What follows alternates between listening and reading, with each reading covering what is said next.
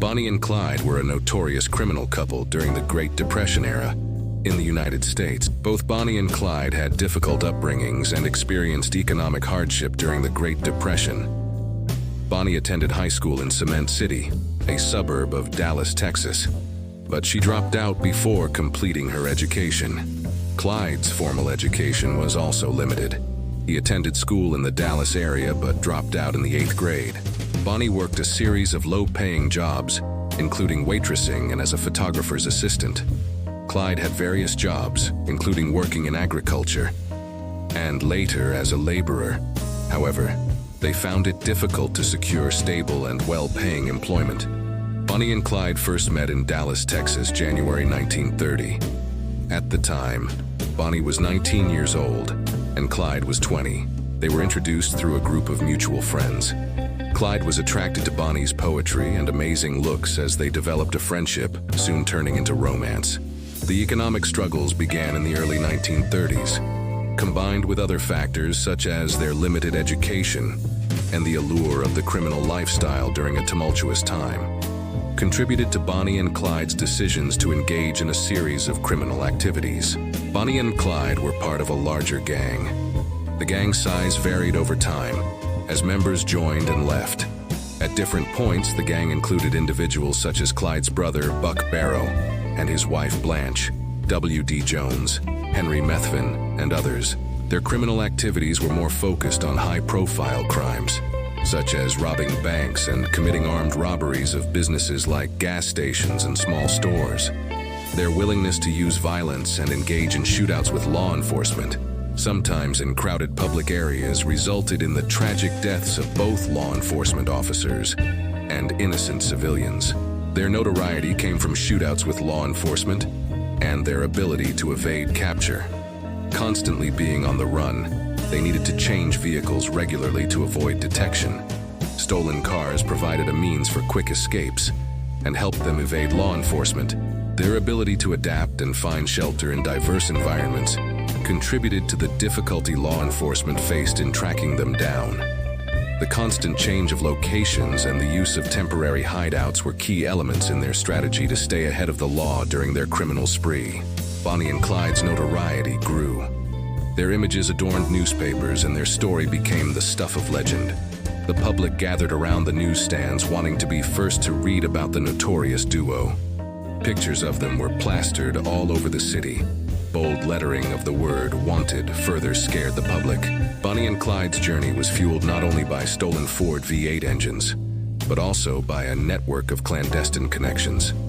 In smoke-filled speakeasies, they bartered for more than just information. Guns and ammunition changed hands like secrets, obtained from shadowy figures whose loyalty was as transient as the duo themselves. In the cloak of night, they sought out threadbare clothing stores in forgotten towns. Bonnie, once a glamorous accomplice, now donned worn dresses and scarves, while Clyde concealed his face beneath nondescript hats and jackets. The criminal underworld, with its labyrinthine connections, became their wardrobe, a clandestine closet where stolen garments were as common as deceit. When Bonnie and Clyde needed food, they struck deals with friendly farmers, quietly traded goods in offbeat markets, and built a web of favors to ensure a steady supply. Their defense against the hail of bullets wasn't a high-tech marvel.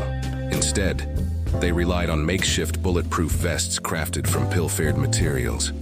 These impromptu shields weren't flawless, but they were a defiant statement, a tangible no to the relentless pursuit of the law. The underworld, a clandestine marketplace, provided more than just garments and protection. Police scanners, the modern-day oracle of evasion, fell into their possession through connections with savvy electronics experts who operated in the murky realm of contraband technology. These scanners, tuned to the frequencies of the authorities, became their preemptive warning system, allowing them to vanish into the night before the long arm of the law could close its grip. As injuries accumulated, a patchwork quilt of makeshift remedies kept them on their feet.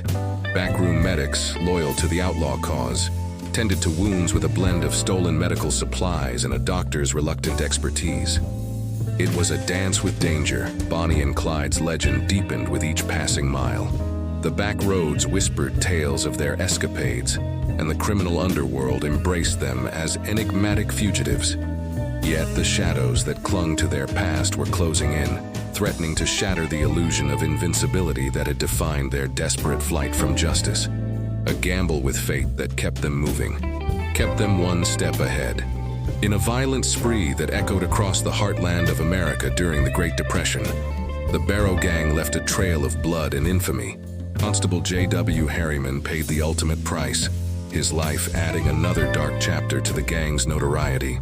The rescue of Clyde Barrow's brother, Buck Barrow, from prison occurred on March 22, 1934, at the Eastham Prison Farm in Texas. Buck Barrow was serving time for his involvement in criminal activities with the Barrow Gang. Clyde, along with Bonnie and other members of the Barrow Gang, devised a plan to free Buck from prison. Clyde had learned that a sympathetic prison guard named Joe Palmer would be on duty during the planned escape, making it easier for them to carry out their plan. On the day of the escape, Clyde and his gang arrived at Eastham Prison Farm armed with weapons, including automatic rifles. They managed to overpower the guards, taking control of the prison. During the chaos, a gunfight erupted between the Barrow Gang and prison guards. The Barrow Gang successfully freed Buck Barrow and several other inmates, but the escape did not go smoothly. Buck was wounded in the head during the crossfire. The gang quickly fled the scene, taking Buck with them. Tragically, despite their efforts to take care of Buck's injury, he succumbed to his injuries on July 29, 1934, a few months after the Eastham prison break attempt.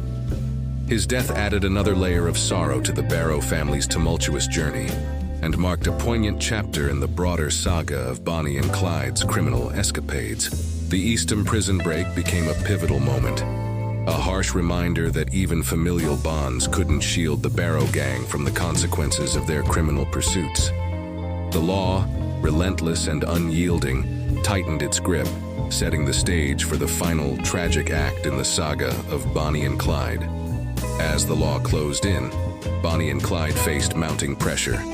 The formation of a special task force led by Texas Ranger Frank Hamer signaled a focused and relentless pursuit. Bonnie and Clyde's actions became more violent and confrontational, heightening the stakes as they sought to leave an indelible mark on their outlaw legacy. The task force used a variety of strategies to track down the elusive duo.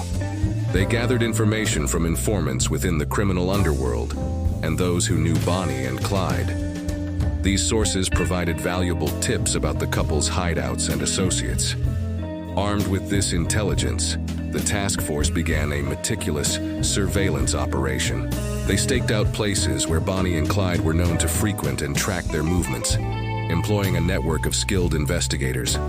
Forensic analysis of crime scenes provided additional clues about the duo's habits and patterns. To increase public awareness, the task force distributed wanted posters and worked with the media to ensure that citizens across the country could recognize Bonnie and Clyde. This public awareness campaign aimed to generate tips from people who might have spotted the fugitives. Coordination with local law enforcement was key. The task force collaborated with police in different states, recognizing that Bonnie and Clyde often crossed state lines during their criminal escapades. Police radios and emerging communication technologies were used to enhance coordination. Undercover operations added another layer to the pursuit. Some members of the task force went incognito, infiltrating circles connected to Bonnie and Clyde. Posing as sympathizers or fellow criminals, they discreetly gathered valuable information. As the task force closed in, the tension mounted. The final chapter of Bonnie and Clyde's story unfolded on a fateful day in May 1934, near Bienville Parish, Louisiana. The morning was quiet, as Bonnie Parker and Clyde Barrow approached in their stolen Ford V8 sedan. Unbeknownst to them, the task force lay in wait, strategically positioned to maximize the element of surprise. The rural road, lined with tall grass and surrounded by trees, provided an eerie backdrop to the impending confrontation. As Bonnie and Clyde's car came into view, the task force sprang into action. The plan was to unleash a barrage of gunfire, overwhelming the infamous duo and bringing an end to their violent crime spree. The moment arrived with sudden intensity. The task force opened fire on Bonnie and Clyde's car, bullets tearing through the vehicle and shattering the morning stillness. The couple, taken completely off guard, had little chance to react. The rapid and relentless gunfire created a chaotic scene, with the sound of bullets echoing through the rural landscape. This real-life photo depicts their 1932 Ford V8 at the ambush site. Bonnie and Clyde's remains still inside the vehicle.